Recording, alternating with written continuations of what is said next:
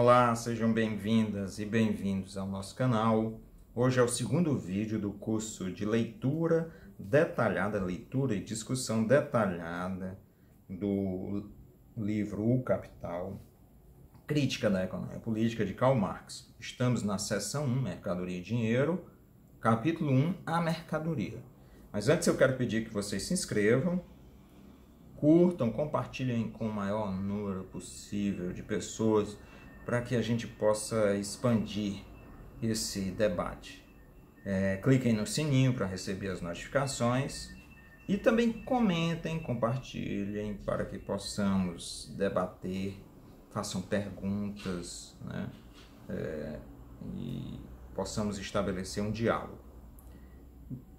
Bem, vou ler o segundo parágrafo.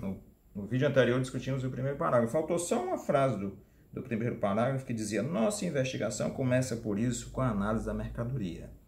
Marx vai analisar a mercadoria, que é a célula fundamental do capitalismo, a célula constituidora, não é a única. Quando eu digo fundamental, alguém pode dizer, está dizendo que é a célula única do capitalismo. Não. Ele está usando aqui um procedimento metodológico de começar com a análise da mercadoria. É o começo com essa estrutura simples que é a mercadoria. Estrutura simples, mas não quer dizer que não seja difícil ser analisada.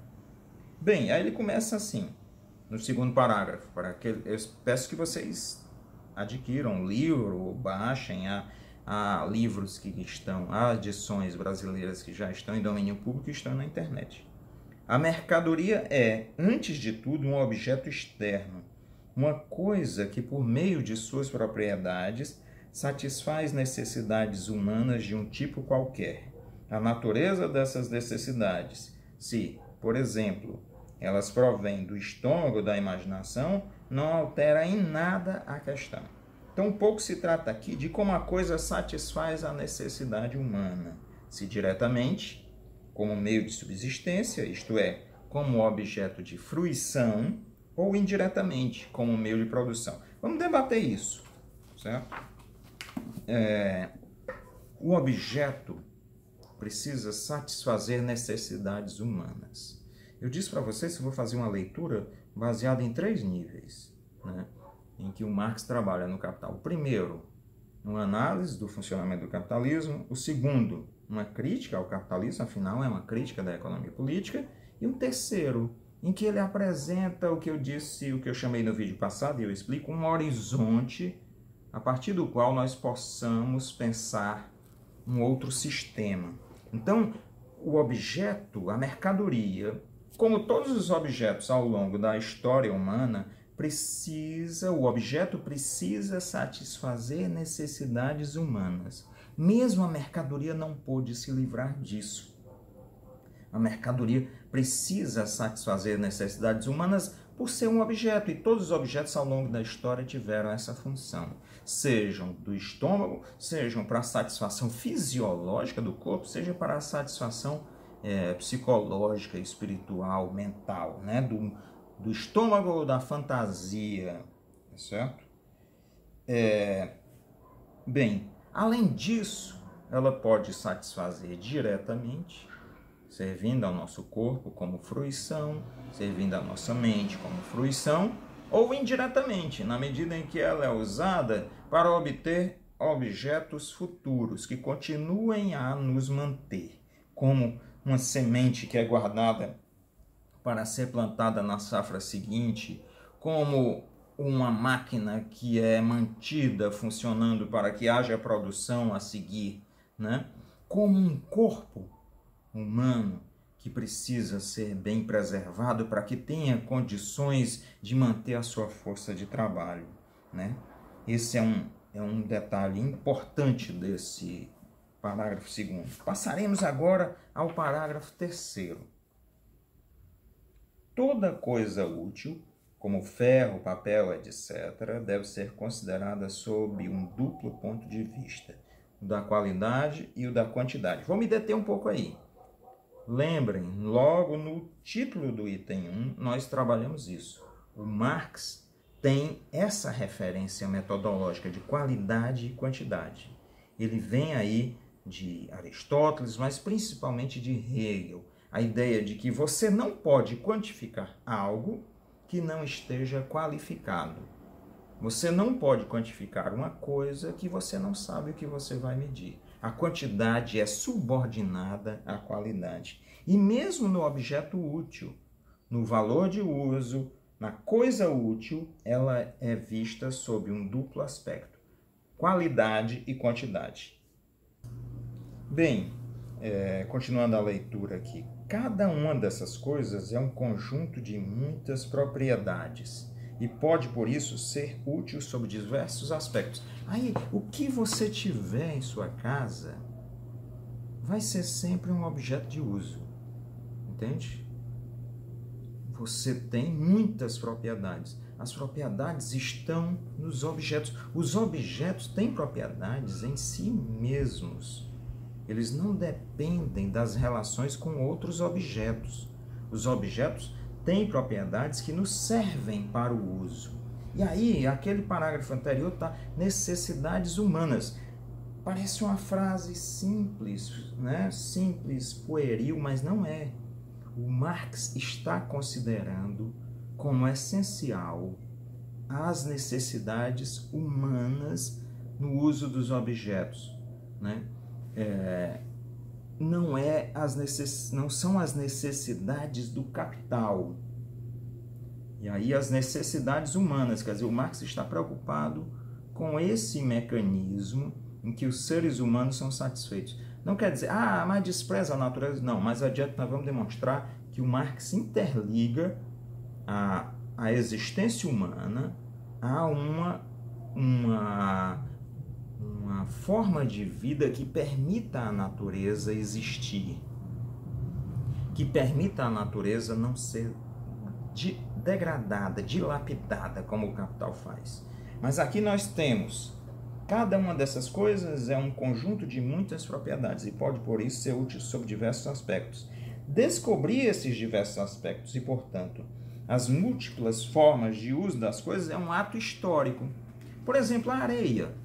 A areia foi usada ao longo do tempo na construção, depois fez o vidro, hoje é usada na indústria aeroespacial para a produção de sílica, que na indústria da informática, a argila, o barro, na indústria aeroespacial com a cerâmica capaz de suportar altíssimas temperaturas, né?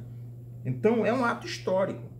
O Marx até cita na nota de rodapé que o magnetismo só foi possível ser aplicado quando ele se torna necessário nos motores, entende? E o mesmo pode ser dito do ato de encontrar as medidas sociais para a quantidade das coisas úteis. Isso é essencial. Ao longo da história humana, medidas sociais foram sendo construídas. Os seres humanos construíram medidas sociais. A diversidade das medidas das mercadorias resulta em parte da natureza diversa dos objetos a serem medidos e em parte da convenção. O Marx está nos preparando para mais adiante para dizer assim: nós medimos as coisas. É fundamental que nós meçamos para a nossa sobrevivência. Distâncias, pesos, né? O volume das coisas. Então, e as coisas têm medidas diferentes. É óbvio, elas têm propriedades diferentes. As medidas podem estar determinadas pelas propriedades, mas podem também variar de acordo com convenções. Você tem o metro, você tem o pé, você tem o quilômetro, você tem a milha. Você está medindo aquela distância. Mas as convenções fizeram com que medidas diferentes surgissem. Mas o ato de medir, esse é um tema central nesse parágrafo. Ao longo da história, a medição existiu, né? Os poderes constituíram medições distintas, impuseram medições, as comunidades construíram medições. Essa foi uma luta construída ao longo do tempo. Nós ainda estamos no capitalismo discutindo isso também. A superação do capitalismo envolve a necessidade de superar uma forma de medição que é dominante nele, que é a forma da medição em dinheiro, a forma da medição também em valor. Mas isso será discutido mais adiante. Vou continuar aqui a leitura no quarto parágrafo. Peço que vocês acompanhem. É um parágrafo um pouco mais longo. A utilidade de uma coisa faz dela um valor de uso. Utilidade é valor de uso. Economistas posteriores atribuíram à utilidade a característica de preço, como se você tivesse na cabeça implicitamente a ideia de preço a partir do quanto aquilo é útil. O preço é uma estrutura muito posterior ao surgimento das sociedades humanas. Então, não existe uma lista de preço na nossa cabeça. A utilidade de uma coisa faz dela um valor de uso. Mesmo que você não possa pagar um preço, um valor de uso é útil, certo? Se nós respiramos ar, ele é útil, ele tem utilidade. Ele é um valor de uso. Se nós bebemos água, é uma utilidade, um valor de uso. A água é uma utilidade e satisfaz aos seres humanos ao longo da história basicamente das mesmas formas. Ela pode até ganhar outras formas posteriores, porque é um ato histórico, como nós dissemos. Aí, continuando na leitura, mas essa utilidade não flutua no ar. Condicionada pelas propriedades do corpo da mercadoria, ela não existe sem esse corpo. Por isso, o próprio corpo mercadoria, como ferro, trigo, diamante, etc., é um valor de uso ou um bem. A mercadoria não consegue se livrar dessa característica, não pode. A mercadoria precisa estar interligada a um bem, a uma utilidade, a um corpo, a um valor de uso.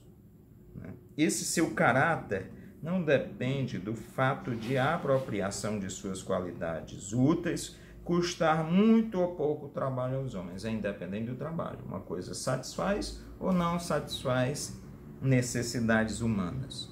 Ah, não, mas ela leva muito tempo de trabalho. Não se trata disso. Quando nós tratamos do valor, o valor de uso está na dimensão das necessidades humanas.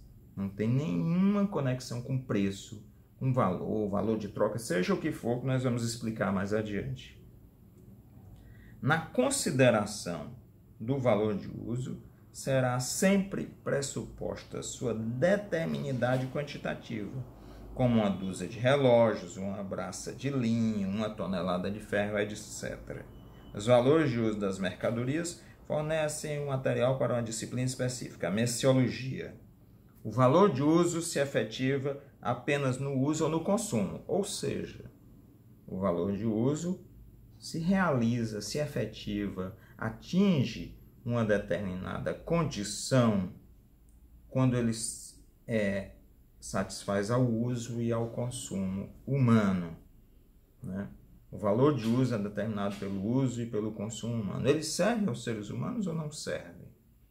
Ele será consumido ou não será consumido, né? Os valores de uso formam o conteúdo material da riqueza, qualquer que seja a forma social desta. Então, antes do capitalismo, nas sociedades anteriores ao capitalismo, havia valores de uso. Os objetos eram valores de uso. Os objetos se efetivavam no uso e no consumo.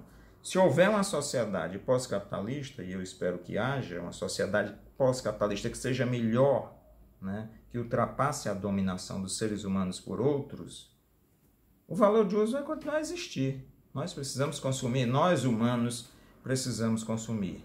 Então o uso e o consumo continuarão a existir para que a espécie humana possa continuar a existir. Na forma de sociedade que iremos analisar, eles constituem ao mesmo tempo os suportes materiais do valor de troca. Ou seja, você tem o valor de uso. Satisfaz pelo uso e pelo consumo. Em todas as sociedades humanas, do passado ou, se houver, do futuro. É o valor de uso que satisfaz o uso e o consumo. Na sociedade capitalista, que é a sociedade em que o Marx vai examinar nesse livro, os valores de uso são suportes materiais, eles são a matéria, o elemento material, o elemento capaz de ligar à realidade, né? A uma realidade física, físico-química. Os valores de uso são portadores do valor de troca. Aí o Marx vai examinar o valor de troca a partir daí. Então esses parágrafos 2, 3 e 4 fazem, vamos dizer assim, um recorte. O Marx diz assim, vamos examinar o que é o valor de uso. O valor de uso só existe no capitalismo? Não, existiu em sociedades anteriores. No comunismo, ele existiria? Existiria. No socialismo, para não entrar nesse debate comunismo, só existiria o valor de uso? Existiria. Toda sociedade precisa ter o valor de uso. O valor de uso satisfaz no uso e no consumo. As necessidades humanas são essenciais, né? São essenciais, não as necessidades do capital, né? Aí o Marx começa um debate também importantíssimo sobre medidas sociais. As medidas sociais que satisfazem as necessidades humanas. O Capital, a obra O Capital, também é uma obra para debater a medição das coisas. Mais adiante nós vamos ver que a medição se afasta das necessidades humanas. A medição se torna independente das necessidades humanas e talvez não, mas certamente a medição subjuga os seres humanos aos seus próprios interesses. Até o próximo vídeo.